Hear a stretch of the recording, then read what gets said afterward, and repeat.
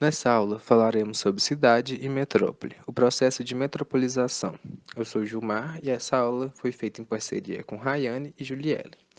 Bom, para conseguirmos pensar em como se deu a metropolização, as metrópoles, nós precisamos pensar que as cidades não são lugares à parte do mundo. Elas não são privadas e elas não são restritas de relações.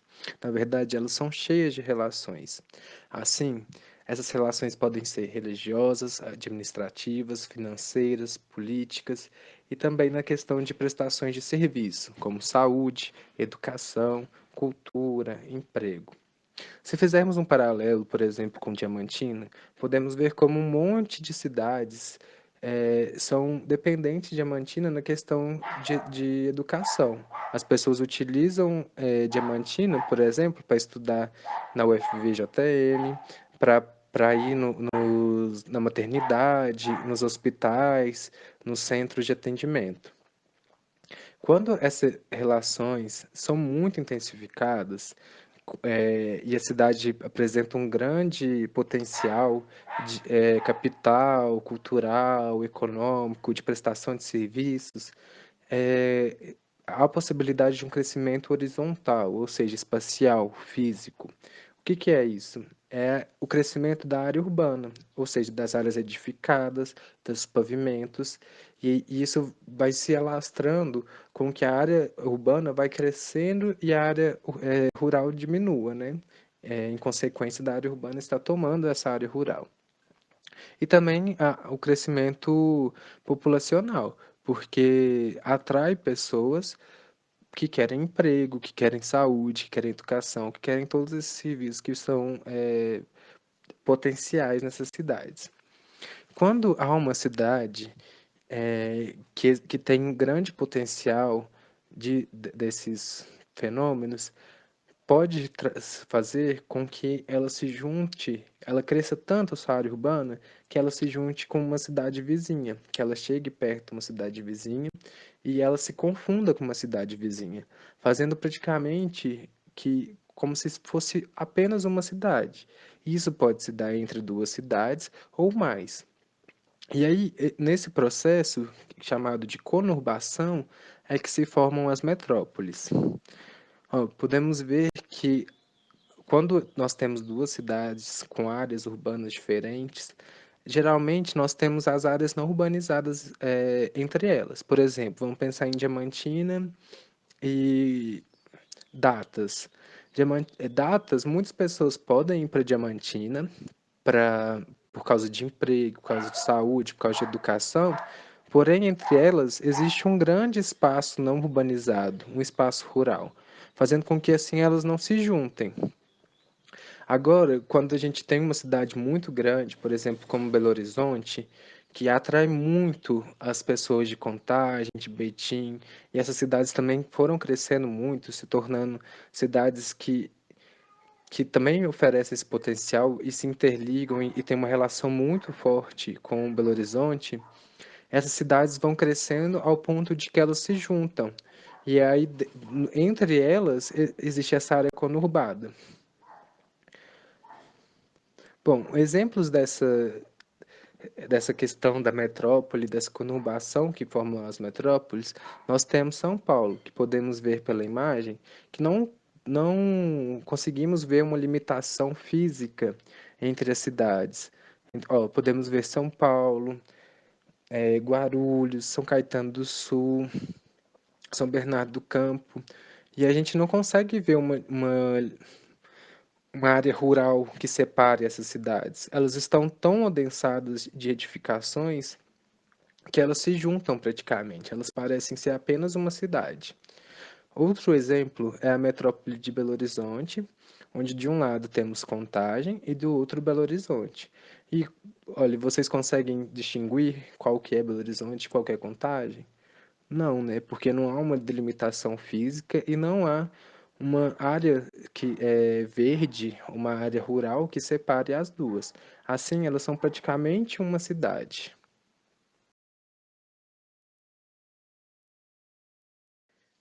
Como muitos processos das sociedades no mundo, não se dão igual, a urbanização também não se deu igual. Assim, nos países desenvolvidos, aqueles países considerados mais ricos, como Inglaterra, Espanha, Alemanha, o processo de urbanização é mais antiga do que o processo nos países subdesenvolvidos, como no Brasil. Elas começam, esses países envolvidos, a partir da primeira e da segunda Revolução Industrial. Ou seja, a partir do século XVIII e XIX já começa essa urbanização, esse número de pessoas saindo do campo e indo para a cidade. Porém, em comparação aos países subdesenvolvidos, como o Brasil, foi muito mais lenta, num período muito maior. Ou seja, em 200 anos, essas pessoas foram saindo do campo e indo para a cidade bem em intensidade e tempo muito menor do que as no Brasil, por exemplo. No Brasil, é mais ou menos que se intensifica essa urbanização mais ou menos depois da Segunda Guerra Mundial, ou seja, há 70 anos atrás. E essa urbanização foi muito acelerada, num processo de que nos outros países envolvidos se deu em 200 anos, no Brasil se deu em menos de 70. Então, essa urbanização no Brasil e nos países subdesenvolvidos, acelerada e direcionada em muitos momentos para um número reduzido de cidade, gerou em alguns países a chamada macrocefalia urbana. Diferente dos países desenvolvidos, que têm uma rede urbana mais densa, interligada, mais bem planejada, no Brasil não há isso. É mais rarefeita e incompleta na maioria dos países. Como vimos, nos países envolvidos e nos países subdesenvolvidos, há uma diferenciação da urbanização relacionada à industrialização. Enquanto nos países envolvidos essa industrialização se deu no século XVIII, no século XIX, no Brasil se intensifica apenas na década de 1950, mais ou menos. Com quais objetivos que essa industrialização se deu? Ela se deu com as empresas, com as multinacionais, vendo que o Brasil e outros países subdesenvolvidos, considerados periféricos, teriam uma capacidade de mão de obra mais barata, de maior matéria-prima, menores impostos. Então, isso trouxe uma grande industrialização para os países desenvolvidos.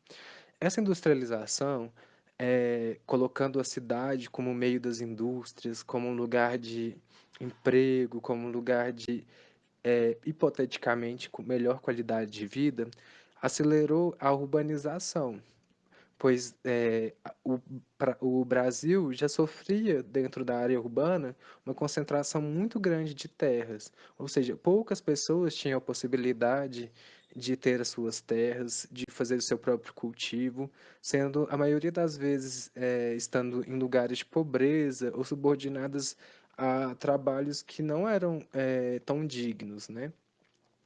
E também, né, com todas essas possibilidades que a urbanização hipoteticamente trazia, muitas pessoas deixaram suas casas, suas terras e foram para cidades apenas com sua força, força de trabalho, sua mão de obra, né? E quando as pessoas vão para essas cidades num processo muito rápido e muito explosivo, aconteceu, né, e tem acontecido o processo que chamamos de macrocefalia urbana. O que é essa macrocefalia urbana? São espaços da cidade que estão tão cheios de pessoas, com pouco planejamento, ou com planejamento ineficaz, que traz diversos problemas, como, por exemplo, a favelização, que é a criação nas periferias de grandes favelas sem saneamento básico, sem condições de vida dignas. O desemprego, porque no início tinha tanto emprego, mas vai todo mundo para a cidade e não tem emprego para todo mundo. Então as pessoas que vão e não conseguem voltar para sua cidade acabam ficando na cidade desempregadas e à margem da sociedade. Assim, tem mais uma consequência, né, que é a violência. Como as pessoas estão sem o emprego, elas têm que procurar uma forma de ter um dinheiro, de ter uma condição de vida, se elas não conseguem voltar para sua casa. Então, a violência muitas vezes foi a saída para muitas pessoas. Assim, aumenta a criminalidade e também a segregação socioespacial.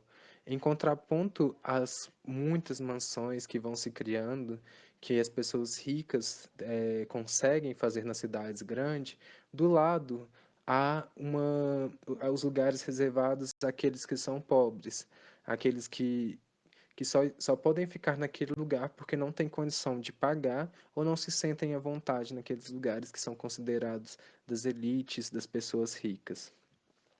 Esse processo que é mais conhecido, né, de consequência dessa macrocefalia urbana é realmente a favelização.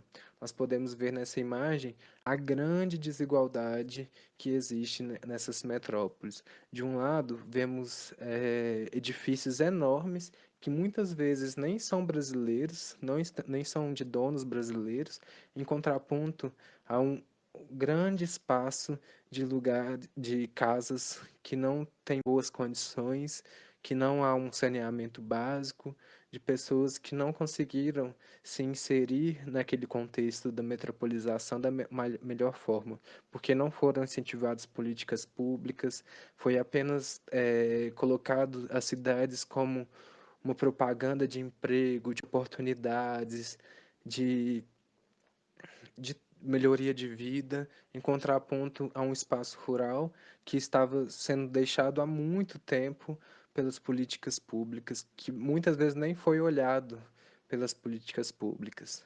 Então, a metrópole pode ser um potencial de emprego, de cultura, de saúde, de educação, mas também com toda a forma desordenada que foi feita no Brasil, sem as políticas públicas, ela se transformou num grande lugar de violência, de desigualdade socioespacial e cada vez tem trazido mais problemas e agravado velhas desigualdades. Bom, por hoje é só. Até a próxima aula.